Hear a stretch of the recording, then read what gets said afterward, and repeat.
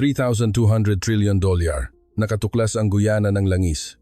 Ang laki ay katumbas ng Saudi Arabia na makapagbibigay ng 480 bilyong bariles. Sabay na kumilos ang Amerika at Sina. Ngunit tinanggihan sila ng Guyana. Nabigla ang buong mundo.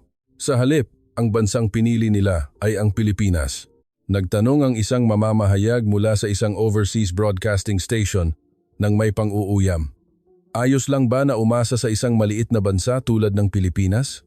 Sa sandaling iyon, sumiklab ang Pangulo ng Guyana. Ano ba talaga ang nangyari? Ngayon, isisiwalat namin ang nakagugulat na buong pangyayari. Ano sa palagay ninyo ang artikulong ito? Tingnan natin ang reaksyon ng mga taong nakakita sa balitang ito. Tingnan natin kung ang inyong iniisip ay tumutugma sa kanila. Bago tayo magsimula, mangyaring suportahan ang Pilipinas sa pamamagitan ng pag-subscribe sa channel at pagkomento ng Mabuhay Pilipinas. Ako si Jonathan Williams. Nagtatrabaho ako bilang Technical Director ng National Oil Company ng Guyana. Nakuha ko ang aking PhD sa Petroleum Engineering sa University of London, UK. At nagtrabaho ako sa mga pangunahing international oil companies sa loob ng 15 taon. Pagkatapos, bumalik ako para sa aking inang bayan. Ang Guyana ay isang maliit na bansa na may populasyon na 820,000. Ito ay nasa hilagang silangang dulo ng Timog Amerika na nakaharap sa karagatang Atlantiko. Naging kolonya kami ng Britanya sa loob ng 153 taon. Nagtrabaho ang lolo ko sa taniman ng tubo at muntik nang mamatay ang lolo ko sa mga minahan. Nag-independensya kami noong 1966, ngunit nagpatuloy ang kahirapan. Mas maliit ang gross domestic product namin kaysa sa ilang probinsya sa Pilipinas at kalahati ng populasyon ay nabubuhay sa $5 kada araw. Nangyari iyon nang matuklasan namin ang langis. 2 taon na ang nakalipas para maging eksakto. Tumakbo, papunta sa opisina ng Pangulo ang Ministro ng Marine Resources. Hawak niya ang exploration report. Kagalang-galang, kumpirmado na. Nanginginig ang boses ng ministro. Ito ay 480 bilyong bariles. Biglang natahimik ang conference room. Ang 480 bilyong bariles ay sapat na para sa buong bansa sa loob ng 2,000 taon. Ang laki ay katumbas ng Ghawar oil field ng Saudi Arabia. Gayunpaman, kakaiba ang pakiramdam ko. Walang nagalak. Walang hiyawan o palakpakan. Tahimik na nakatanaw sa bintana ang Pangulo at nakayuko ang Finance Minister.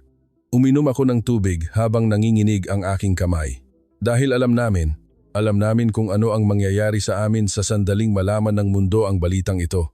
Sa Screen NG Conference Room, may breaking news mula sa isang international news agency. Nagpapatuloy ang krisis sa gobyerno ng Venezuela. Nakuha ng American Consortium ang karapatan sa pamamahala ng Orinoco Oil Field. Ilang buwan pa lang ang nakalipas. Ito ay kalahating buwan pagkatapos ipahayag ng Venezuela ang pagtaas ng produksyon ng langis. Nagbigay ng pahayag ang US State Department na susuportahan namin ang pagpapanumbalik ng demokrasya. Pagkalipas ng 10 araw, ang drilling rights at pamamahala ng langis ng Venezuela ay napunta sa mga energy companies ng Amerika.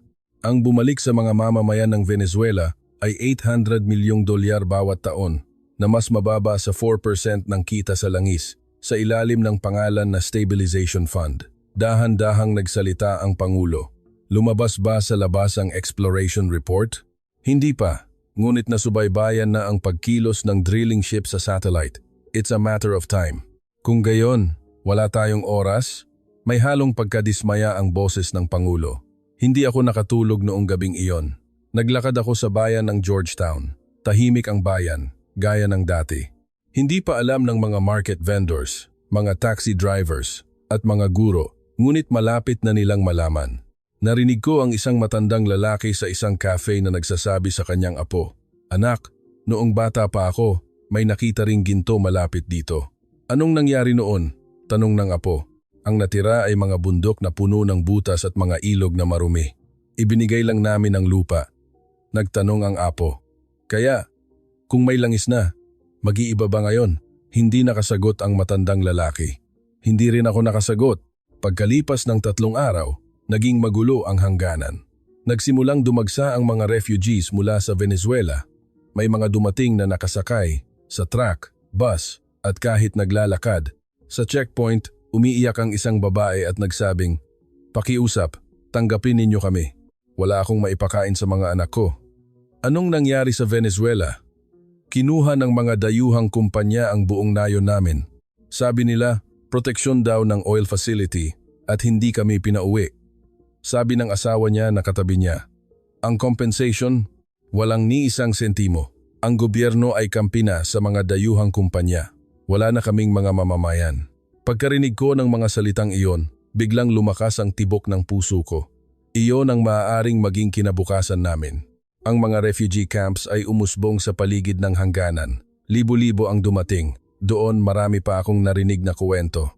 Sabi ng isang matandang lalaki, ang henerasyon ng tatay ko ay yumaman dahil sa langis. Ang Venezuela ang pinakamayamang bansa sa Timog Amerika. Kailan iyon? 60 taon na ang nakalipas. Simula noon, naghihirap na lang kami. Bakit nangyari iyon? Nag-ipon ng luha sa mata ng matandang lalaki dahil kinuha ng mga oil companies ang lahat. Una, kumpanya ng Amerika, pagkatapos, nasyonalisasyon ng gobyerno at pagkatapos, ibinenta ulit sa mga dayuhang kumpanya para bayaran ang utang. Ang laging bumabalik sa mga mamamayan ay mga tira-tira lang. Sumabat ang isang binata. Nagtrabaho ako sa oil drilling site. Nagtrabaho ako ng 4 na oras kada araw, pero $280 lang ang suweldo ko. Paano naman ang mga engineer mula sa ibang bansa? Mga engineer ng Amerika, tumatanggap sila ng $12,000 kada buwan. Parehong trabaho. Kapag nagreklamo, kinabukasan, sisante ka na. Napakahalaga ng trabaho, kaya kailangan naming magtiis. Habang nililibot ko ang refugee village, naisip ko, ito ang maaaring maging kinabukasan namin. Nagkaroon ng rally sa Central Square ng Georgetown. Libo-libo ang nagtipon. Nakasulat sa banner, hindi kami magiging Venezuela. May isang college student na humawak sa mic at sumigaw, hindi biyaya ang langis. Pinapatunayan iyon ng kasaysayan. Tingnan ninyo ang Nigeria. Tingnan ninyo ang Angola. Mas mayaman sa yaman ng bansa, mas naghihirap ang mga mamamayan. Nagpalakpakan. Sabi ng labor union representative, ang henerasyon ng aming mga magulang ay nagtrabaho sa ilalim ng kumpanya ng Britanya. Ang aming henerasyon ay nagtrabaho sa ilalim ng kumpanya ng Canada. Gusto ba ninyo na magtrabaho kami ulit sa ilalim ng kumpanya ng Amerika?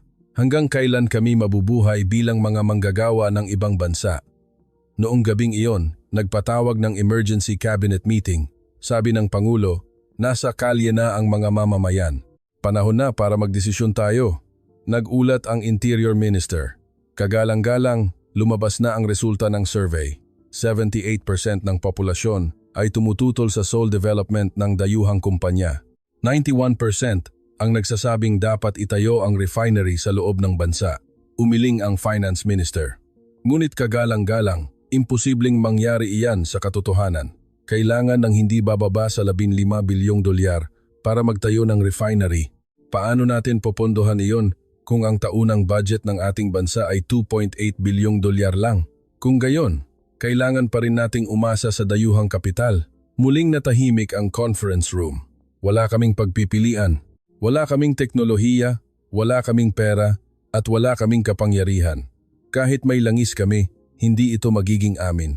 Iyon ay hanggang sa sandaling iyon. Isang linggo pagkatapos kumalat ang balita tungkol sa pagtuklas ng langis. May tawag mula sa US Embassy. May envoy na dumating mula sa Washington. Nais niyang makipagkita sa kagalang-galang na Pangulo. Tiningnan ako ng Pangulo. Jonathan, sumama ka. Nagtrabaho ka sa mga pangunahing oil companies, kaya alam mo kung anong klaseng tao sila. Tumango ako. Opo, alam ko.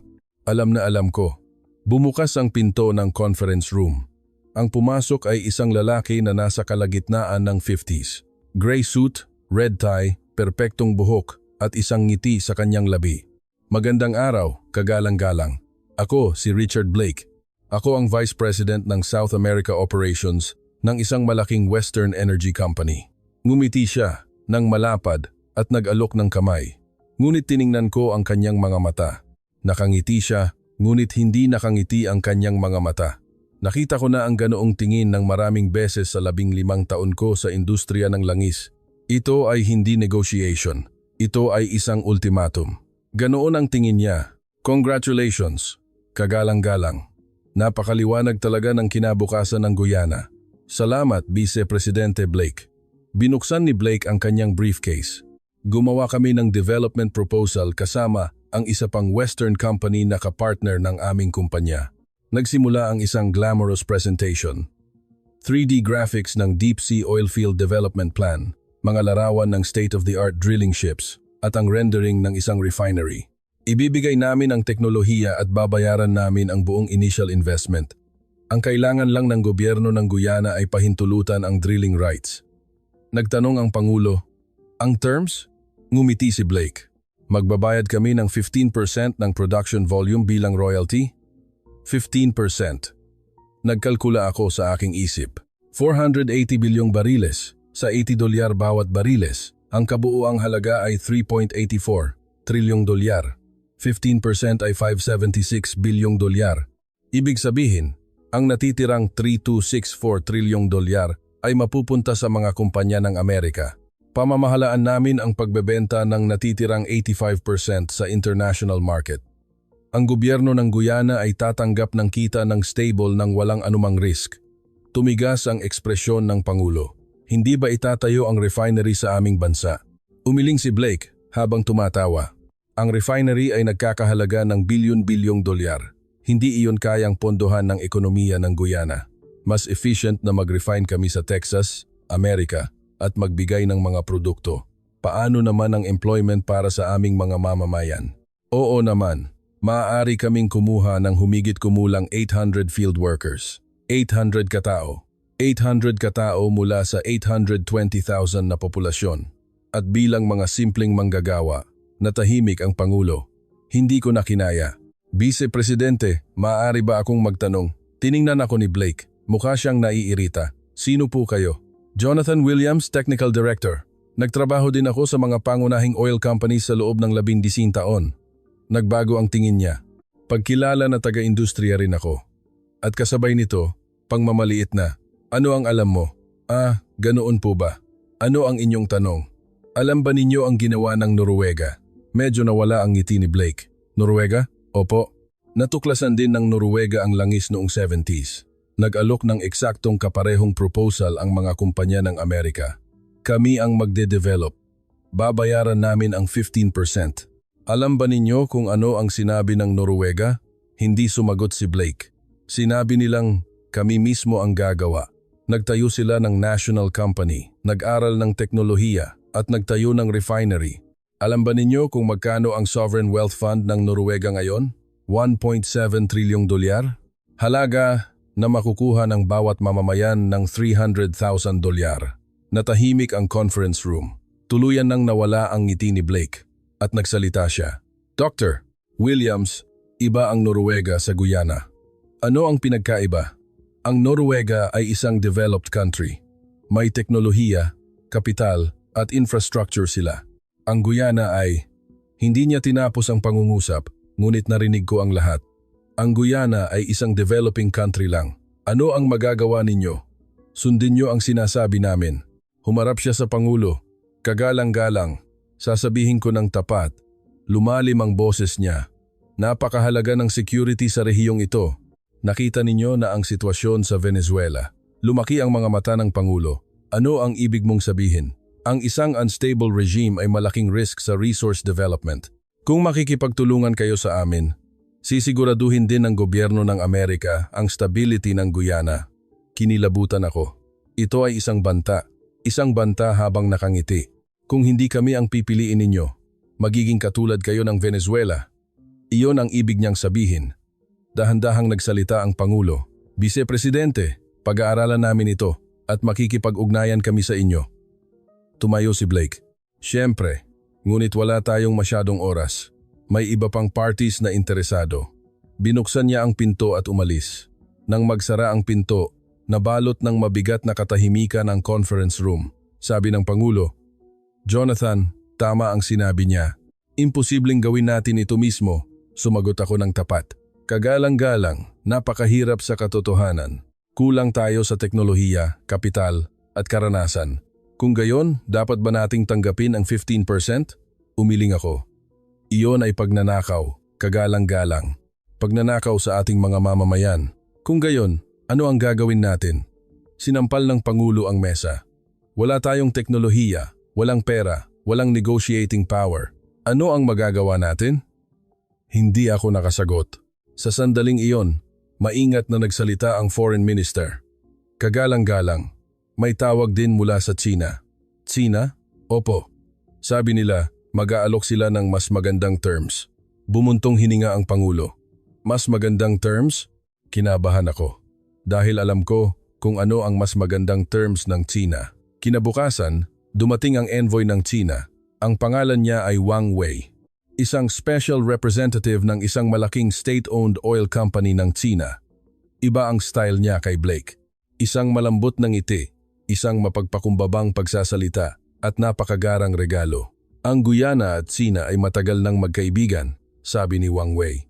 Nakikipagtulungan kami sa developing countries sa buong mundo sa pamamagitan ng One Belt, One Road Project. Hindi exception ang Guyana. Nagsimula siya ng presentation. Mas engrande kaysa sa Amerika. Gagawin namin ang Guyana bilang energy hub ng Timog Amerika. Lumabas sa screen ang isang malaking port. Magtatayo kami ng deep water port sa East Coast.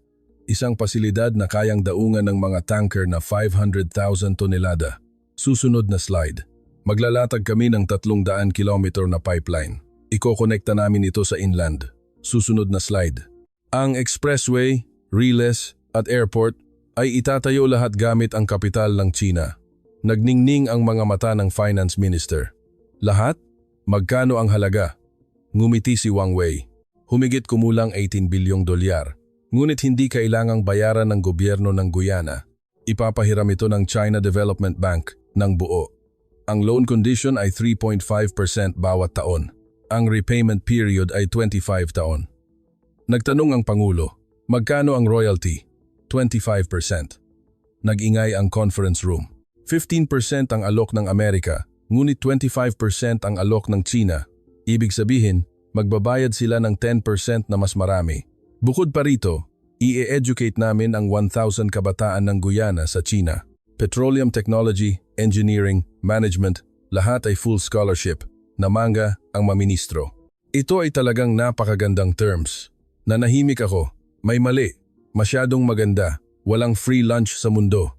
Lalo na ang kabaitan na ibinibigay ng isang malaking bansa sa isang maliit na bansa ay laging may kapalit.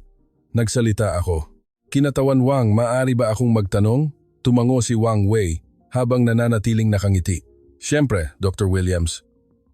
Ang $18 bilyong na loan principal at interest, magkano ang kabuuang repayment amount? Medyo tumigas ang ngiti ni Wang Wei.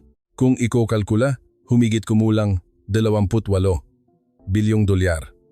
Magkano ang kailangang bayaran bawat taon sa loob ng 25 taon? Humigit kumulang $1.1 bilyong bawat taon. Nagulat ang Finance Minister. Ang taunang budget ng ating gobyerno ay $2.8 bilyong at $1.1 bilyong ang gagamitin para sa pagbabayad ng utang? Ngunit may kita naman tayo sa langis, hindi ba? Dapat sapat iyon para bayaran. Nagtanong ako ng susunod na tanong. Paano kung bumagsak ang presyo ng krudo? Iwi na gayway ni Wang Wei ang kanyang kamay. Hindi iyon mangyayari. Bumagsak ang presyo ng krudo mula $110 bawat bariles patungong $28 8 taon na ang nakalipas. Iyon ang eksaktong oras nang bumagsak ang ekonomiya ng Venezuela. Paano kung mangyari ulit iyon? Tuluyan nang nawala ang ngiti ni Wang Wei. Kailangan nating pag-usapan iyan para sa renegotiation. Paano kayo nag-renegotiate sa Sri Lanka? Natahimik ang conference room. Alam ng lahat ang tungkol sa Sri Lanka. Ang port na itinayo gamit ang pera ng China, ngunit dahil hindi nabayaran ang utang, ibinigay ito sa China sa loob ng 19 winning taon. Tumawa si Wang Wei at nagsabing, iba ang sitwasyon sa Sri Lanka. Hindi ito katulad ng Guyana. Ano ang pinagkaiba? Nagkamali ang Sri Lanka sa kanilang management. Ang Guyana ay may langis, hindi ba? Tumango ako. Opo, may langis kami. Iyon ang dahilan kung bakit mas mapanganib ito. Ano ang ibig mong sabihin? Kung hindi namin mababayaran ang utang, hindi lang ang port ang kukunin ninyo, kundi pati na rin ang oil field, hindi ba? Nagbago ang mga mata ni Wang Wei at naging malamig.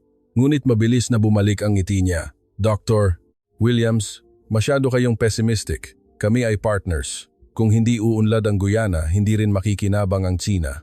Hindi ako sumagot. May natutunan ako sa 15 taon ko sa industriya na ito. Ang pinakamapanganib ay ang madalas gumamit ng salitang partner. Natapos ang meeting at umalis si Wang Wei. Bumuntong hininga ang Pangulo. Ang Amerika ay nag-aalok ng 15% at nagbabanta. Ang China ay nag-aalok ng 25% ngunit naglalatag ng debt trap. Sabi ng Foreign Minister, mas maganda pa rin ang China, hindi ba? 10% na mas mataas ang alok nila. Umiling ako. Ministro, tiningnan ba ninyo ng detalyado ang terms ng China? Ano ang problema? Port operation right sa loob ng 15 taon. Pipeline operation right sa loob ng 14 taon. At ang refinery ay joint operation. Maganda naman ang joint operation, hindi ba? Tiningnan ba ninyo ang ownership structure? China 70%, Guyana 30%. Kami ay minority shareholder. Wala kaming decision-making power. Dumilim ang mukha ng finance minister. Kung gayon, sa katunayan, kukunin nila ang lahat. Opo, ang Amerika ay nangaagaw ng hayagan. Ang China ay nangaagaw habang nakangiti. Iba lang ang paraan. Nakatanaw ang Pangulo sa labas ng bintana. Jonathan, sabihin mo ng tapat. May iba pa ba tayong pagpipilian? May third way ba? Kinagat ko ang labi ko. Sumagi sa isip ko ang video na nakita ko sa refugee camp. Pilipinas. Ang bansang yumaman kahit walang langis. Ang bansang gumagawa ng mga barkong hindi kayang gawin ng Amerika. Kagalang-galang, may gusto akong imbestigahan. Ano? Ang Pilipinas. Tinaasan ng kilay ang Pangulo. Pilipinas, ang maliit na bansang Asyano? Opo. Sabi nila, ang maritime technology ng Pilipinas ay ang pinakamahusay sa mundo. At huminga ako ng malalim at sinabing, sabi nila, kahit naging malaking bansa na ang Pilipinas, hindi pa ito nang invade ng ibang bansa ni minsan. Natahimik ang conference room. Dahan-dahang nagsalita ang Pangulo. May ganoong bansa ba talaga? Imbestigahan ko, kagalang-galang. Kinuha ko ang lahat ng documents. Habang mas marami akong nalalaman tungkol sa Pilipinas, mas nagugulat ako. Talo ang Pilipinas sa digmaan at naging abo. Noong 1950s, nasa kalagitnaan pa sila ng reconstruction at ang GDP per capita ay $67. Mas mahirap sila kaysa sa mga pinakamahihirap na bansa sa Africa. Ngunit ngayon, ang GDP per capita ay $36,000. Ika, 12 pinakamalaking ekonomiya sa mundo. Isang bansa na lumago ng 500 beses sa loob ng 70 taon at wala ni isang patak ng langis o natural gas? Paano nangyari iyon? Inimbestigahan ko ang mga industriya ng Pilipinas. Shipbuilding. Ang Pilipinas ay naghawak ng 43% ng global shipbuilding market. Dominante sila, lalo na sa high-value ship segment. Liquefied natural gas, LNG carrier share ay 94%. Large container ship share ay 62%. Offshore plant share ay 58%. Mas lalo kong sinuri ang tungkol sa LNG carrier. Ang LNG carrier ay isang barko na nagdadala ng liquefied natural gas sa 163 degrees Celsius. Kung magkamali lang ng kaunti sa temperatura, sasabog ito. Ito ang barko na nangangailangan ng pinakapinong teknolohiya sa mundo. Halos walang bansa ang makakagawa nito. Hindi kaya ng Amerika. Ang Britanya at China ay mga beginner pa lang dahil sa kakulangan sa teknolohiya. May mga bansa na gumagawa dati, ngunit ngayon, halos nawala na sa market dahil sa dominasyon ng Pilipinas. Ang Pilipinas lang ang kayang gumawa ng mahigit 100 LNG carriers bawat taon. At ang mas lalo kong binigyang pansin ay ang Floating Production Storage and Offloading FPSO. FPSO, ibig sabihin, isang pasilidad na lumulutang sa dagat, nagdidrill ng langis, nag-iimbak at naglo-load sa ibang barko. Hindi na kailangan maglatag ng pipeline sa lupa. Perpektong teknolohiya ito para sa isang bansa tulad ng Guyana. Kinokontrol ng Pilipinas ang 61% ng global FPSO market. Inimbestigahan ko rin ang Philippine National Oil Company, isang state-owned company na pinamamahalaan ng gobyerno ng Pilipinas. Nagpapatuloy ang mga oil development projects sa 23 bansa sa buong mundo. Iraq, Vietnam, Indonesia, Peru, Colombia, lahat ay developing countries tulad namin. Hinanap ko ang kanilang mga review mula sa mga bansang iyon. Interview sa isang official ng Vietnam Energy Ministry. Tinrato kami ng Pilipinas bilang equal partner. Hindi sila nagtago ng teknolohiya at pantay na nagbahagi ng kita. At ang pinakamahalaga, tinupad nila ang kanilang mga pangako. Interview sa isang official ng Iraqi Oil Ministry. Pumasok ang Pilipinas pagkatapos ng digmaan, habang tumatakas ang ibang bansa dahil mapanganib na natili ang Pilipinas. At tinuruan nila ng teknolohiya ang aming mga kabataan. Ngayon, 35% ng aming oil facility operators ay na-educate sa Pilipinas. Interview sa Energy Minister ng Peru. Nauna ang China na nag-alok sa amin, ngunit pinili namin ang Pilipinas. Nais ng China na magtayo ng port at kunin ang operation right sa loob ng 99 taon. Ang Pilipinas ay nag-alok na magtayo ng port at ilipat ang teknolohiya. Ang term ay, ito ay magiging ganap na pag-aari ng Peru pagkatapos ng 30 taon. Napaiyak ako habang binabasa ang mga documents. May ganoong bansa pala talaga. Isang bansa na pumipili ng cooperation kaysa sa pagsakop. Isang bansa na nagbabahagi kaysa sa nangaagaw. Kinabukasan, tumakbo ako papunta sa opisina ng Pangulo. Kagalang-galang, nakita ko na. Binasa ng Pangulo ang aking report. Habang binubuklat niya ang bawat pahina, nagbago ang kanyang ekspresyon. Totoo ba ito? Lahat ay verified na documents, kagalang-galang. Kaya ba talagang gawin ng Pilipinas ang ganito? Ilipat ang teknolohiya at pantay na hatiin ang kita? Opo, kagalang-galang. At mayroon pa, binuksan ko ang huling pahina. Military power ng Pilipinas. Military power. Ang Pilipinas ay kasalukuyang ika-5 sa global military power. Philippine Army, 500,000. Philippine Navy, 70,000. Philippine Air Force, 65,000. 400 fighter jets, mahigit 20 frigates at submarines. Nanlaki ang mga mata ng Pangulo. Sapat na iyan para sakupin tayo. Opo, isang dibisyon lang ng Philippine Army ang kayang kontrolin ang buong Guyana. Ngunit bakit hindi sila nang invade?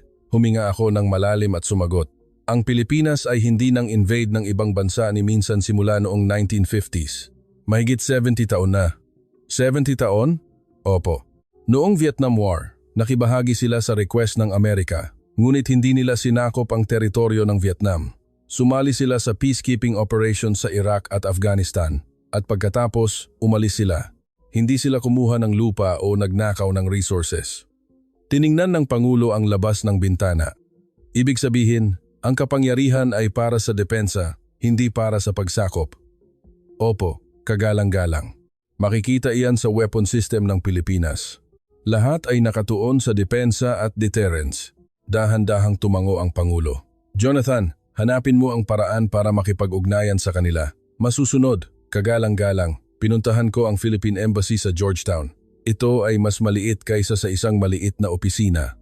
Mayroon lang itong 4 na kawani. Ito ang patunay na hindi masyadong malapit ang relasyon ng Pilipinas at Guyana. Pumunta ako ng walang appointment. Mula po ako sa opisina ng Pangulo. Ano po ang inyong kailangan? Tanong ng receptionist nang may pagtataka. Nais kong makipagkita sa consul. Urgent matter po. Pagkatapos ng ilang sandali, lumabas ang isang lalaking nasa kalagitnaan ng 40s. Magandang araw. Ako si Miguel Reyes, consul ng Pilipinas sa Guyana. Ako si Jonathan Williams, Technical Director ng National Oil Company. Pumasok kami sa isang maliit na conference room. Habang nagtitimpla ng kape si Consul Reyes, nagtanong siya, "Maaari ko po bang malaman kung ano ang dahilan ng inyong pagbisita?" Huminga ako ng malalim at sinabing, "Nais kong malaman kung may intensyon ang Pilipinas na makibahagi sa oil development namin." Inilapag ni Consul Reyes ang tasa ng kape. "Pakiusap, maaari niyo po bang ulitin?" Nakatuklas kami ng 480 bilyong bariles na langis. Nag-alok ang Amerika at China ng development proposal. Ngunit naghahanap kami ng third partner. Iyon ay ang Pilipinas. Gusto ninyong tingnan ang possibility? Tila nawalan ng imik si Consul Reyes. Pagkatapos, maingat siyang nagsalita. "Dr. Williams, sasabihin ko ng tapat. Wala akong authority na magbigay ng anumang sagot dito. Ito ay isang bagay na dapat desisyonan ng aming gobyerno. Alam ko po iyon. Kaya, hinihiling ko na iparating ninyo ito sa inyong bansa. Siyempre, ngunit maaari ba akong magtanong? Sige po, bakit Pilipinas? Mas malaki ang kapital at karanasan ng Amerika o China, hindi ba?" Inilabas ko ang documents na inihanda ko. Ang gusto namin ay co-traveler, hindi manager. Tumango si Consul Reyes habang binubuklat ang mga documents. Ang Pilipinas ay isang malaking bansa na hindi nang-aapi. Patuloy ko, hindi ito nang invade ng ibang bansa sa loob ng 70 taon. Isang bansa na may kapangyarihan, ngunit hindi nangaagaw, may teknolohiya, ngunit hindi nag-iisa. Naghahanap ng kita, ngunit hindi nananamantala. Ganoong partner ang kailangan namin. Lumambot ang mga mata ni Consul Reyes. Iuulat ko ito sa aking bansa. Sa lalong madaling panahon. Maraming salamat po. Umalis ako sa embassy ng may pag-aalinlangan. Tutugon kaya ang Pilipinas? Magiging interesado kaya sila sa isang maliit na bansa tulad namin? Ngunit ang aking pag-aalala ay napawi. Pagkalipas ng 5 araw, tumawag si Consul Reyes. Dr. Williams, may positive response mula sa aming bansa. Talaga? Magpapadala ang Philippine National Oil Company at Department of Trade and Industry ng Working Level Investigation Team. Darating sila sa susunod na linggo. Bumilis ang tibok ng puso ko. Ganoon kabilis. Opo. At nais ng head ng team na makipag-usap sa inyo sa telepono. Siyempre, pagkatapos ng ilang sandali, naikonekta ang telepono. Magandang araw. Ako si Ramon Santiago, Technical Team Head ng Philippine Marine Plant Association. Kalmado ang kanyang boses. Ako si Jonathan Williams. Salamat sa inyong call. Wala iyon. Kami ang dapat magpasalamat. Dahil pinag-aralan ng Guyana ang Pilipinas bilang partner. Nagulat ako. Ang Blake ng Amerika ay may attitude na tutulungan namin kayo. Ang Wang Wei ng China ay may attitude na makikinabang kayo kung kami ang pipiliin ninyo. Ngunit ang taong ito ay nagsabi ng nagpapasalamat dahil pinag-aralan ninyo kami. Ito ang kauna-unahang attitude na naranasan ko. Team Head Santiago, maaari ba akong magtanong? Siyempre, bakit ganoon kabilis kayong tumugon? Maliit lang kaming bansa. Hindi naman siguro malaki ang benefit ng Pilipinas. Tumawa si Team Head Santiago. Dr. Williams, maliit din ang Pilipinas. Noong 70 taon na ang nakalipas, isa kami sa pinakamahihirap na bansa sa mundo. Walang sinumang interesado sa amin. Noong panahong iyon, may ilang bansa na tumulong sa amin. Nagturo sila ng teknolohiya, nagpahiram ng kapital, at nagbigay ng opportunity. Tahimik akong nakikinig. Hindi namin nakalimutan ang utang na loob na iyon. Kaya, ang magagawa namin ngayon ay gawin din iyon sa ibang bansa, cooperation, kaysa sa conquest. Iyan ang natutunan ng Pilipinas. Hindi ako nakapagsalita. Ito ang unang pagkakataon na nakarinig ako ng ganoong salita mula sa isang malaking bansa. Magkita tayo sa susunod na linggo, Dr. Williams. Opo, hihintayin namin kayo. Pagkatapos kong ibaba ang telepono, tahimik akong umupo sandali. May ganoong bansa pala talaga. May ganoong mga tao pala talaga. Tumakbo ako papunta sa opisina ng Pangulo. Sumang-ayon sila. Hindi ko malilimutan ang araw nang dumating ang Philippine Investigation Team. Nang pumunta ako sa airport, mas bata ang mga dumating kaysa sa inaasahan ko. 15 engineer na nasa kalagitnaan ng 30s at maagang 40s. Nang dumating si Vice Presidente Blake, may 30 attendants siya, lahat naka-suit at tie. Nang dumating si Wang Wei, may 40 attendants siya, lahat naka-black suit. Iba ang Philippine team, mga taong nakasuot ng working clothes at may safety helmet. Mga taong may laptop at measuring equipment sa halip na briefcase. Si Ramon Santiago, ang team head, ay nasa maagang 60s. May magandang buhok na may uban, kalmadong tingin, at mga kamay ng taong may mahabang karanasan sa field. Isang karangalan na makipagkita sa inyo. Ako, si Ramon Santiago, siya ang unang nag-alok ng kamay. Williams po, welcome sa Guyana. Wala iyon, kami ang nagpapasalamat sa opportunity na ito. Sa loob ng kotse habang papunta sa hotel mula sa airport, nagtanong si Team Head Santiago, Dr. Williams, ano ang schedule bukas? May meeting sa Pangulo sa umaga at sa hapon, nakaschedule ang site inspection ng drilling site. Gaano katagal papunta sa drilling site sa bangka? 2 oras po sa helicopter. Tumango si Team Head Santiago. Kung gayon, maaari ba kaming magkaroon ng briefing ngayong gabi? Nais naming suriin muna ang geological data bago pumunta sa field. Nagulat ako. Hiniling ni Blake na i-reserve ko ang pinakamahusay na restaurant sa Guyana sa unang gabi. Hiniling ni Wang Wei na ipakita ko sa kanya ang tradisyonal na performance sa unang gabi. Hiniling ni Team Head Santiago na magtrabaho kami sa unang gabi. Opo naman, ihanda ako ang documents. Noong gabing iyon, Nagsimula ang briefing sa conference room ng hotel. Ipinaliwanag ko ang geological data ng Stabroek Block. Ang water depth ay average na 2,400 meters. Ang ilang area ay umaabot sa 2,800 meters. Tumango si Team Head Santiago. Ang tinatayang reserves ay 480 bilyong bariles at ang quality ng crudo ay light crude oil na may gravity na 32 degrees. Tinaas ng isa sa mga Filipino engineer ang kanyang kamay. Ano ang target recovery rate? Sa kasalukuyan, 65% ang estimate ng panig ng Amerika. Umiling ang engineer. 65%? Bakit napakababa? Nagulat ako.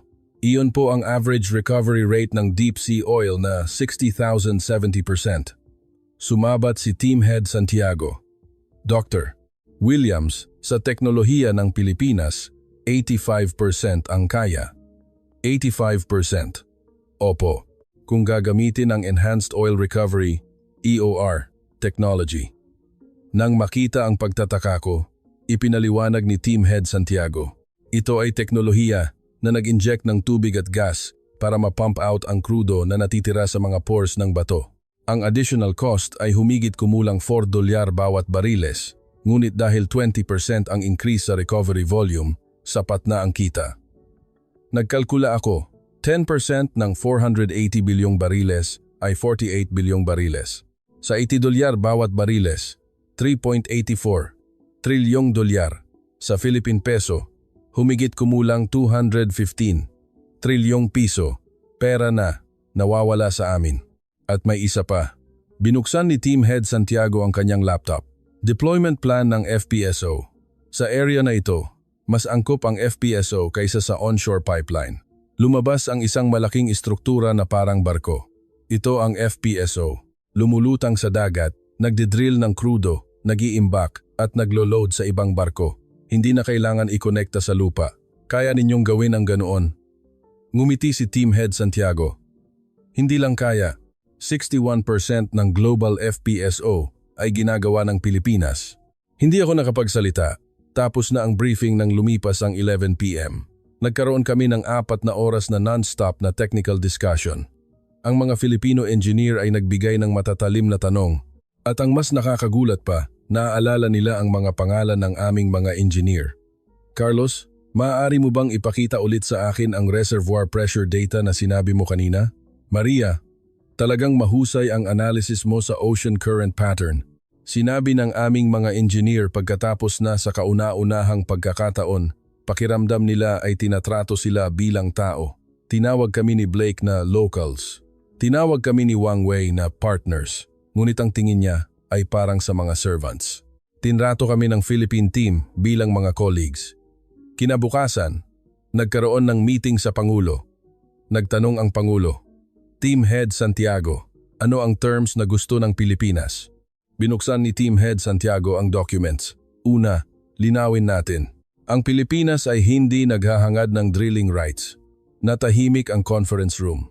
Nag-aalok kami ng technology provision at joint operation. Ang drilling rights ay mananatiling 100% pag-aari ng gobyerno ng Guyana at ang Pilipinas ay sasali bilang technical partner. Nagdilat ang Pangulo. Hindi ninyo kukunin ang drilling rights? Opo. Sa halip, nag-aalok kami ng revenue sharing mula sa production volume. Ano ang ratio? Sumagot si Team Head Santiago. Guyana 70%, Pilipinas 30%. Nag-ingay ang conference room. 15% ang alok ng Amerika, 25% ang alok ng China, 70% ang alok ng Pilipinas. Nagtanong ang finance minister ng hindi makapaniwala. 70% ay mapupunta sa amin? Seryoso ba kayo? Siyempre, yaman ng Guyana iyan. Makakakuha kami ng 30% ng kita bilang kapalit ng aming technology at capital. Maingat na nagtanong ang Pangulo. Ang refinery, itatayo namin ang refinery sa Guyana. Magtatayo kami ng pasilidad na may kapasidad na 400,000 bariles kada araw. Tinatayang 6. 50 bilyong dolyar ang halaga gamit ang teknolohiya ng Pilipinas. Ipapahiram ito ng Philippine Policy Finance Institution at maaari ninyong bayaran gamit ang kita sa langis. Ang interest rate ay 1.8% bawat taon. Ang repayment period ay 25 taon. Nag-ingay ulit ang conference room. 3.5% ang alok ng China, halos kalahati lang ang rate ng Pilipinas. Nagtanong ako, paano kung hindi namin mabayaran ang utang? Matatag na sumagot si Team Head Santiago. Mag-renegotiate kami. Hindi kukuha ang Pilipinas ng collateral. Bakit? Hindi ba mas malaki ang kikitain ng Pilipinas kung kukunin ninyo ang port tulad ng Sri Lanka? Tumahimik sandali si Team Head Santiago at nagsabing, Dr. Williams, naging mahirap din ang Pilipinas. Noong nakaraang economic crisis, muntik nang bumagsak ang bansa. Noong panahong iyon, nag-ipon ng mga gintong singsing ang mga mamamayan para bayaran ang utang. Alam namin kung gaano kahirap ang mabaon sa utang. Natahimik ang conference room. Naghahangad kami ng pangmatagalang partnership. Hindi panandali ang kita. Kung babagsak ang Guyana, lugi rin ang Pilipinas.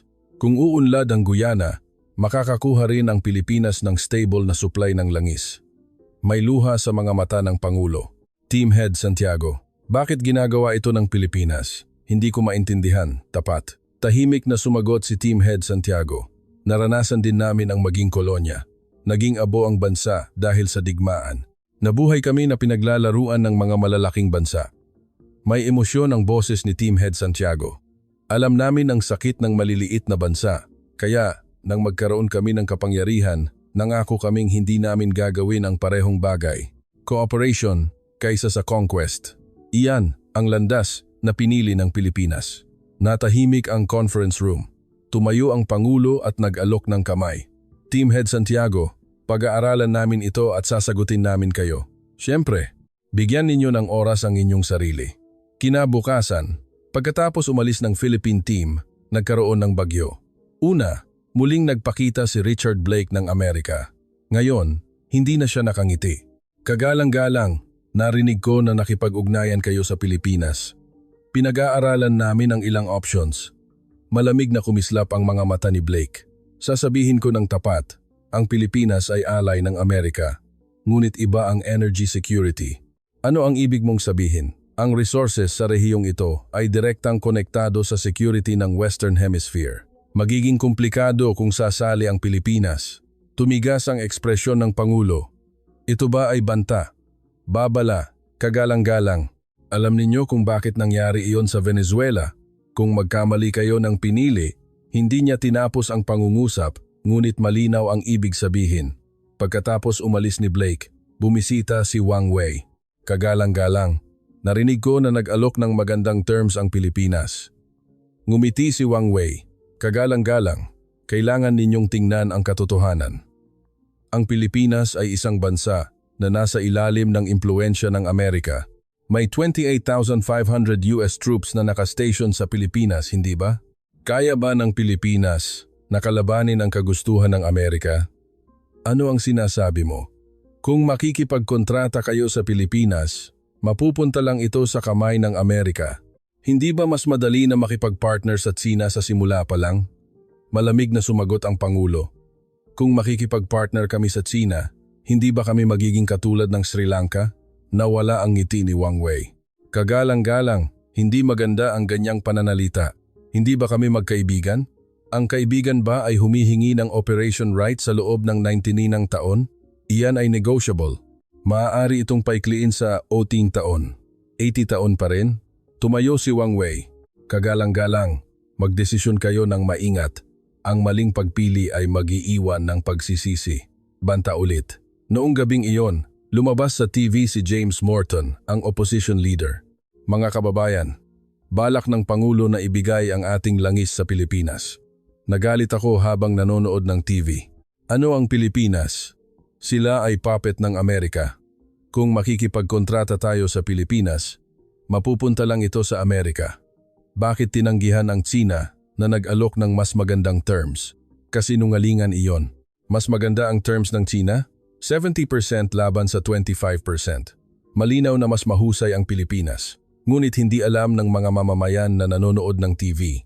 Dumarami ang mga sumusunod sa slogan ni Morton. Kinabukasan, nagtipon ang mga protesters sa Central Square. Tutol sa contract sa Pilipinas, makipag-partner sa Tsina, impeach ang Pangulo. Nadismaya ako habang nakatingin sa mga protesters. Ang opposition party na binayaran ng pera ng Tsina ay nagpapakilos sa mga mamamayan. At ang Amerika ay tahimik na nanonood ng hirap at naghihintay ng opportunity. Nagpatawag ng emergency security meeting ang Pangulo. Ano na ang sitwasyon? Nagulat ang Defense Minister. Kagalang-galang, may nakitang paggalaw ng militar sa hangganan ng Venezuela. Humigit kumulang 4,500 katao. Nagtipon sila 40 kilometers ang layo mula sa hangganan. Venezuelan Army ba? Hindi confirmed. Tila may kasamang American military advisors. Namutla ang mukha ng Pangulo. Nagsimula na ang pressure. Nanginginig ang boses ng Foreign Minister.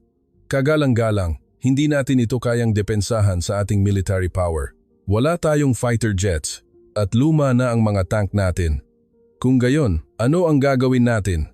Susuko tayo at kakalimutan ang Pilipinas? Sinampal ng Pangulo ang mesa. Kung hindi natin kayang desisyunan ang sarili nating resources, habang buhay tayong magiging alipin. Sa sandaling iyon, tumunog ang telepono ko. Si Consul Miguel Reyes ng Pilipinas. Dr. Williams, may urgent matter po akong sasabihin. Nasa security meeting po ako ngayon. May tawag po mula sa aming bansa. Nais ng Pangulo ng Pilipinas na makipag-usap ng direkta sa Pangulo ng Guyana. Sino? Ang Pangulo ng Pilipinas. Gulat akong tumingin sa Pangulo. Kagalang-galang, ang Pangulo ng Pilipinas ay humiling ng direkta call. Natahimik ang conference room. Kinuha ng Pangulo ang telepono. Hello. Ako si Michael Adams, Pangulo ng Guyana. Narinig ang boses mula sa speakerphone. Kagalang-galang, ako ang Pangulo ng Pilipinas, De La Cruz. Humihingi po ako ng paumanhin sa biglaang call. Salamat po sa inyong call. Narinig namin na nasa mahirap kayong sitwasyon. Ang bilis ng impormasyon ninyo, sabi ng Pangulo ng Pilipinas. Kagalang-galang, marami ring karanasan ang Pilipinas. Alam namin kung gaano kahirap mabuhay na nasa pagitan ng mga malalaking bansa. Iyan ba ang dahilan kung bakit kayo tumawag? Naging matatag ang boses ng Pangulo ng Pilipinas. Kung pipiliin ng Guyana ang Pilipinas, mananatili kaming kasama ninyo hanggang sa huli. Ano ang ibig mong sabihin?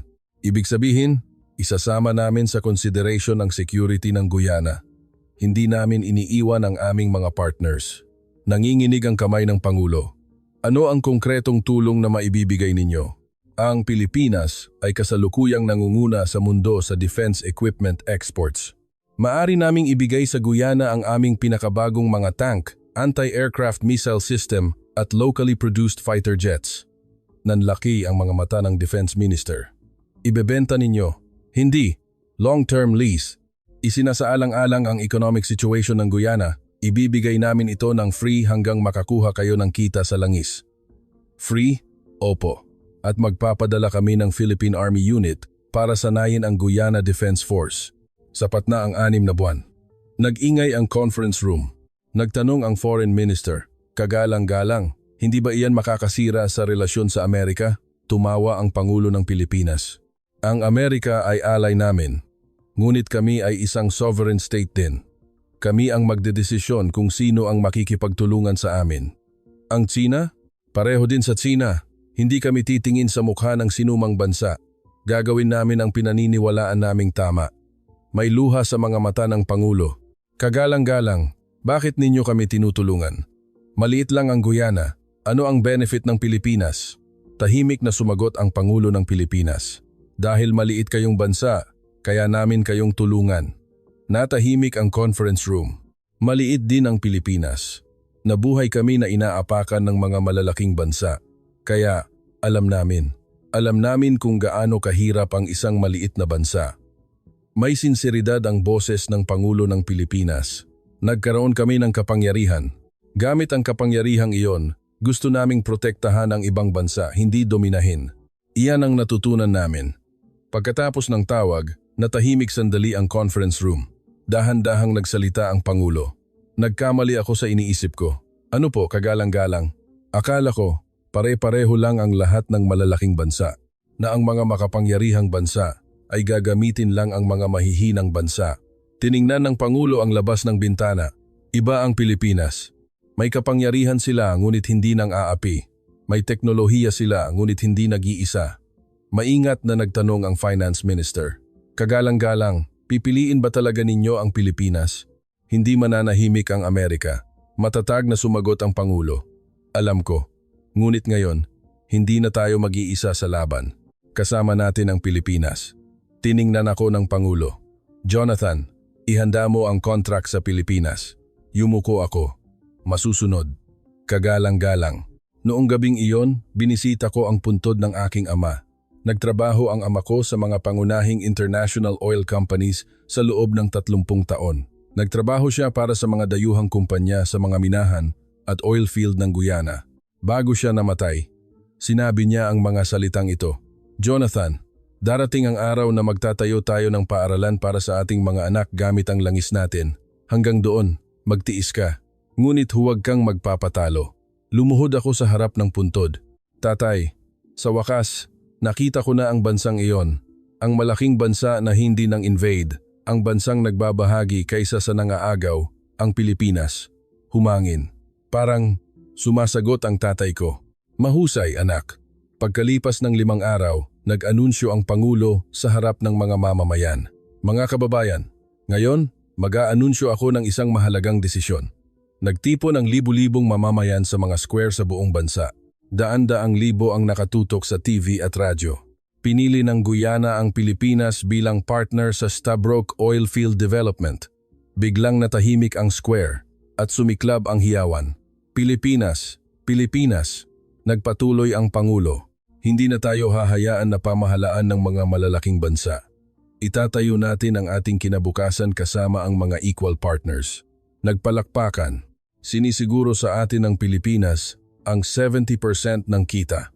Ililipat nila ang teknolohiya, i-educate nila ang ating mga kabataan, itatayo nila ang refinery sa ating lupain, umakyat ang hiyawan sa langit. At ang pinakamahalaga, irerespeto tayo ng Pilipinas. Tinitingnan nila tayo bilang partner, hindi kolonya. May luha sa mga mata ng Pangulo. Mula ngayon, lalakaran ng Guyana ang isang bagong landas. Hindi isang bansang pinagsasamantalahan, kundi isang bansang magsasama-sama sa pag-unlad. Umalingaw-ngaw ang hiyawan, ngunit alam ko, nagsisimula pa lang ang tunay na laban. Kinabukasan, lumabas ang breaking news mula sa isang international news agency. Nagdulot ng tensyon sa rehiyon ang pagpili ng Guyana sa Pilipinas. US State Department nagpahayag ng malalim na pag-aalala. Nagulat din ang British Broadcasting Station. Maaaring banta sa security ng Western Hemisphere ang reckless decision ng Guyana. Nagbigay din ng commentary ang Chinese state media. Ang Guyana ay pumili ng Pilipinas, isang vassal state ng Amerika. Mapupunta lang ito sa kamay ng Amerika. Binatikos kami ng global media. Mas matindi ang atake ng opposition leader. Sinira ng Pangulo ang bansa. Ang Pilipinas ay puppet ng Amerika. Sana ay nakipag-partner tayo sa China. Nakakuha tayo ng infrastructure at kumita. Muling dumagsa ang mga protesters sa square. Impeach ang Pangulo. Cancel ang contract sa Pilipinas. Lumalala ang sitwasyon. Sa sandaling iyon, may tawag mula sa isang British Broadcasting Station. Hinihiling namin ang interview sa Pangulo. Tumutol ako. Kagalang-galang, Western media iyan. Puro tanong lang na makakasira sa atin ang gagawin nila. Ngunit umiling ang Pangulo. Jonathan, kung tatakas tayo, mas masisira lang tayo. Kailangan nating harapin. Nanood ang buong mundo. Kailangan nating sabihin ng maayos kung bakit natin pinili ang Pilipinas. Sa araw ng interview, dumating ang British journalist na si James Hamilton. Isang puting lalaki na nasa kalagitnaan ng 50s, may matalim na tingin at isang mapang-uyam na ngiti sa kanyang labi. Nang makita ko ang ekspresyon niya, alam ko na, nandito ang lalaking ito para uyam-uyaman kami. Nagsimulang umikot ang kamera. Kagalang-galang na Pangulo. Una, isang simpleng tanong. Ang Guyana ay isang maliit na bansa na may populasyon na 820,000. Ang GDP ay mas mababa sa 1% ng Pilipinas. Sa sitwasyong ito, ano ang dahilan kung bakit ninyo tinanggihan ang proposal ng Amerika at China at pinili ang Pilipinas? Kalmadong sumagot ang Pangulo. Dahil nag-alok ang Pilipinas ng pinakamahusay na terms. Ano ang konkretong terms na iyon? Revenue sharing na 70,000, 30. 15% ang alok ng Amerika, 25% ang alok ng China. Suminghal si Hamilton. 70% ay hindi ka panipaniwala. Bakit nag-aalok ang Pilipinas ng ganoong kagandang terms? May hidden agenda ba? Tumigas ang ekspresyon ng Pangulo. Hidden agenda? Opo. Ang Pilipinas ay alay ng Amerika. Kung makikipagkontrata kayo sa Pilipinas, mapupunta lang ba ito sa kamay ng Amerika? Mahigpit kong kinuyom ang aking kamao. Hindi ito tanong, kundi insulto. Ngunit kalmado ang Pangulo. Mamamahayag Hamilton, nakakatawa ang logic na iyan. Kung makikipagkontrata kami ng direkta sa Amerika, kami ay puppet ng Amerika. Kung makikipagkontrata kami sa alay ng Amerika, kami pa rin ay puppet ng Amerika. Kung gayon, kanino kami dapat makipagkontrata?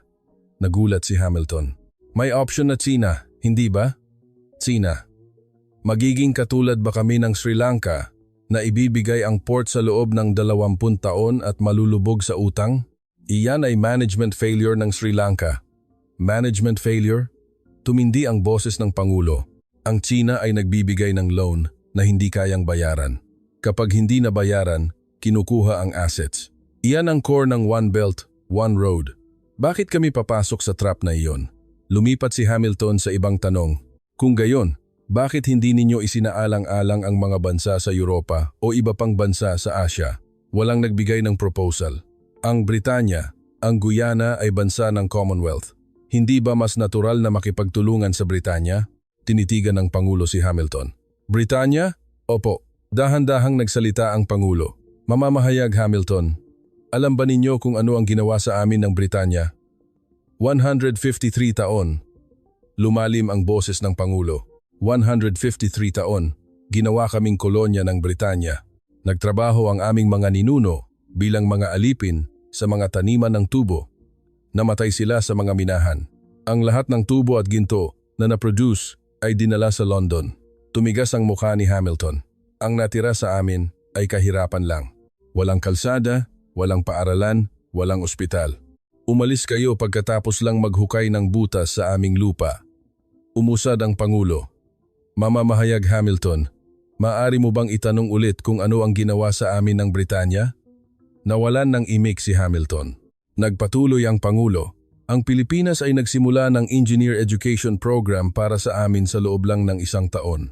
Ipinadala namin ang puddalang kabataan sa Pilipinas para sanayin.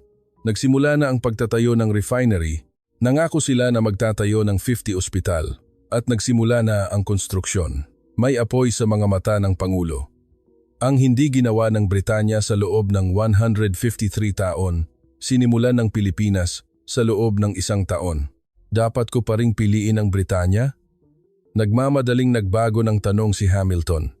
Ngunit hindi ba mapanganib na umasa sa isang maliit na bansa tulad ng Pilipinas? Mas mababa ang economic size ng Pilipinas kaysa sa 1,010 ng Amerika sa sandaling iyon. Sumiklab ang Pangulo. Sandali lang, itigil ninyo iyan. Tinaas ng Pangulo ang kanyang kamay. Mamamahayag Hamilton, maliit ba ang Pilipinas? Ano ang GDP ng Pilipinas sa mundo? Ika, 12. Mas mataas kaysa sa Britanya. Namula ang mukha ni Hamilton. Ano ang Pilipinas sa shipbuilding sa mundo? Una, gumagawa ang Pilipinas ng LNG carriers na hindi kayang gawin ng Amerika. Hindi rin kaya ng Britanya. Lalong lumakas ang boses ng Pangulo. Ano ang Pilipinas sa semiconductor industry sa mundo? Una, lahat ng smartphone at computer na ginagamit ninyo ay may semiconductor ng Pilipinas. Sinampal ng Pangulo ang mesa. Mamamahayag Hamilton, ano ang gusto mong ituro sa akin? Ano ang ginawa ng inyong bansa sa amin sa loob ng 150 taon? Sinakop at pinagsamantalahan. Nanginginig ang boses ng Pangulo. Ang Pilipinas ay nagtayo ng paaralan, nagtayo ng ospital, at nagturo ng teknolohiya sa loob lang ng 1 taon. Binigyan nila ng kinabukasan ang aming mga kabataan. Diretsong tiningnan ng Pangulo ang kamera. At pagkatapos, dumating kayo at sinabing ano? Maliit ba ang Pilipinas? Mapanganib na umasa sa Pilipinas? Tumayo ang Pangulo. Huwag kayong mangialam. Kami ang magdedesisyon kung sino ang makikipagtulungan sa amin, hindi ang inyong bansa. Tuluyan nang nawalan ng imik si Hamilton, natapos ang interview. At kumalat ang video sa buong mundo. 80 milyong views sa loob ng 1 araw. 150 milyong views sa loob ng 48 oras. Nag-umapaw ang mga comments, Pangulo ng Guyana, legend. Sinira ang overseas broadcasting journalist. Ang Pilipinas ay talagang kahanga-hangang bansa. Tapat na sinabi ang tungkol sa colonial era. Dumagsa ang mga mensahe ng solidarity mula sa buong Timog Amerika. Pangulo ng Peru, palakpakan sa tapang ng Guyana. Pangulo ng Colombia, pag-aaralan din namin ang cooperation sa Pilipinas. Nagkaroon din ng tawag mula sa Ecuador, Bolivia at Paraguay. Gusto naming makipag-partner sa Pilipinas. Baligtad na ang sitwasyon at nagkaroon ng decisive blow. Nabunyag ang ebidensya ng Chinese lobby ni James Morton, ang opposition leader. Documents na inilabas ng gobyerno. Ang detalye ng $58 million deposit sa kanyang associates account mula sa Hong Kong Paper Company. Larawan ni Morton na nakikipagkita sa mga executive ng malaking Chinese state-owned oil company sa Beijing at audio recording. Kung mapatalsik ang Pangulo, bibigyan pa kayo ng $200 milyong. Galit na galit ang buong bansa. Traidor. Ibinenta ang bansa. Kulungan. Naaresto si Morton sa airport habang tumatakas. Lumabas ang resulta ng survey. Support rate sa pagpili ng Pilipinas, 93%.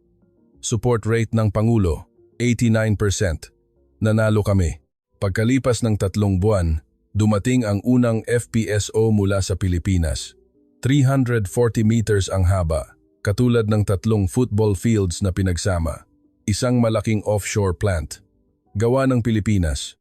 Sabi ni Team Head Ramon Santiago, ang barkong ito ay kayang mag-produce ng 200,000 bariles kada araw. Hindi ko napigilan ang aking luha habang nakatingin sa malaking istruktura, lumulutang ang aming kinabukasan doon. Pagkalipas ng 6 na buwan, na-produce ang unang krudo. Nang ilipat ang unang bariles mula sa FPSO patungo sa tanker, pumalakpak ang lahat ng nasa site. Nagyakapan ang mga Filipino engineer at Guyanese workers. Hinawakan ni Team Head Ramon Santiago ang kamay ng Guyanese engineer. Congratulations. Nagsisimula pa lang ito. Umiyak ang Guyanese engineer at sumagot, salamat. Maraming salamat talaga. Nandyan din ako. Sa 12 taon ng buhay ko, ngayon lang ako nakakita ng ganoong eksena. Ang isang tao mula sa malaking bansa na tinatrato ang isang tao mula sa maliit na bansa bilang equal, cooperation kaysa sa conquest, sharing kaysa sa exploitation. Pagkalipas ng 1 taon, natapos ang refinery. 400,000 bariles kada araw, ang pinakamalaking refinery sa Timog Amerika. Sa opening ceremony, sinabi ng Pangulo, ngayon, hindi na tayo bansa na nagbebenta lang ng krudo. Isa na tayong bansa na nagre-refine at gumagawa ng mga produkto. Na-produce ang unang refined gasoline. Ano ang unang produkto na ginawa mula sa gasoline na iyon? Ito ay fuel na ibinigay ng free sa mga Venezuelan refugees. Umiyak ang isang refugee at nagsabing, mas marami ang langis sa bansa namin pero wala kaming pambili ng gasoline. Nagsisimula pa lang ang Guyana pero nagbabahagi na sila kahit sa mga refugee. Umiling ang refugee. Iba ang partner nila. Pumili sila ng partner na magsasama-sama sa pag-unlad. Hindi isang partner na magsasalaula. Inanunsyo ang unang kita. Kabuuang kita, $28 bilyong.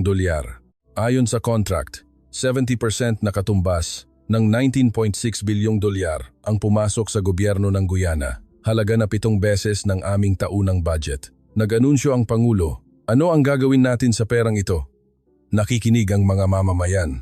Magtatayo tayo ng 200 paaralan. Nagpalakpakan. Magtatayo tayo ng 50 ospital. Napuno ng hiyawan. Magsisimula tayo ng free healthcare para sa lahat ng mamamayan. Nagsimulang umiyak ang mga tao at ang Pangulo may luha rin sa mga mata. Bibigyan natin ng kinabukasan ang ating mga kabataan. Ang mga engineer na na-educate sa Pilipinas ay bumabalik na. Sila ang magiging gulugod ng bansang ito. Hindi tumigil ang palakpakan. Pagkalipas ng 2 taon, 7 bansa sa Timog Amerika ang nag-anunsyo na gagamitin nila ang Guyana-Pilipinas model. Peru, Colombia, Ecuador, Bolivia, Paraguay, Suriname, French Guiana, lahat ay nagsimula ng cooperation sa Pilipinas. Nagbago ang tono ng global media, major American newspaper. Pilipinas, nagbigay ng bagong cooperation model sa Timog Amerika. Coexistence at co-prosperity kaysa sa conquest. Economic expert, Guyana-Pilipinas model. Bagong paradigm sa resource development. Local technology transfer at fair revenue sharing. International News Agency. Pilipinas. Nakuha ang hindi nakita ng Amerika at Sina. Diplomacy ng trust at respect. Sa huli, kinilala rin ng Amerika. US State Department spokesperson, iginagalang namin ang pagpili ng Guyana. Ang Pilipinas ay reliable partner. Umalis din ang China. Nagsimulang umalis ang malalaking Chinese state-owned companies mula sa Timog Amerika dahil hindi na gumagana ang debt trap strategy. Tatapusin ko ang liham na ito dito. May gusto akong sabihin sa mga mamamayan ng Pilipinas. Hindi lang oil exploration technology ang ibinigay ninyo sa amin. Nagbigay kayo ng pag-asa. Ang pag-asa na ang isang maliit na bansa ay kayang mabuhay ng may dignidad. Ang pag-asa na kaya naming umunlad kahit walang langis. At ang pag-asa na may great nation na hindi nang invade sa mundo. Nang matuklasan namin ang langis, nakaramdam kami ng takot. Ngunit pagkatapos naming makilala ang Pilipinas, ang takot ay naging pag-asa. Hindi na namin itinuturing na sumpa ang resources. Dahil alam namin na kung kasama ang Pilipinas, ang resources ay magiging tunay na biyaya. Nagtrabaho ang ama ko sa ilalim ng dayuhang kumpanya sa buong buhay niya. Bago siya namatay, sinabi niya ang mga salitang ito. Jonathan, darating ang araw na magtatayo tayo ng paaralan para sa ating mga anak gamit ang langis natin. Tatay, dumating na ang araw na iyon. Salamat sa Pilipinas. Sa huli, mga mamamayan ng Pilipinas, may dalawang uri ng malalaking bansa sa mundo. Ang una ay ang bansa na pumapasok at nangaagaw. Ang pangalawa ay ang bansa na pumapasok at nagiiwan ng pamana. Sa loob ng 150 taon, ang una lang ang nakita namin. Hanggang sa makilala namin ang Pilipinas. Kayo ang pangalawang great nation. Ang malaking bansa na hindi nang invade. Ang malaking bansa na nagbabahagi kaysa sa nang-aagaw. Kami ay kasama ninyo. Iyan ang nakagugulat na kwento na ibinahagi ni Jonathan Williams, Technical Director ng Guyana National Oil Company. Umaasa ako na ipinakita ng video na ito kung anong klaseng bansa ang Pilipinas sa mundo. Hindi lang semiconductors ang dapat nating ipagmalaki. Ang bansa na nagbabahagi kaysa sa nang-aagaw. Ang malaking bansa na hindi nang invade. Iyan ang Pilipinas. Kung nagustuhan ninyo ang kuwentong ito, mangyaring mag-subscribe at mag-like. Maraming salamat po.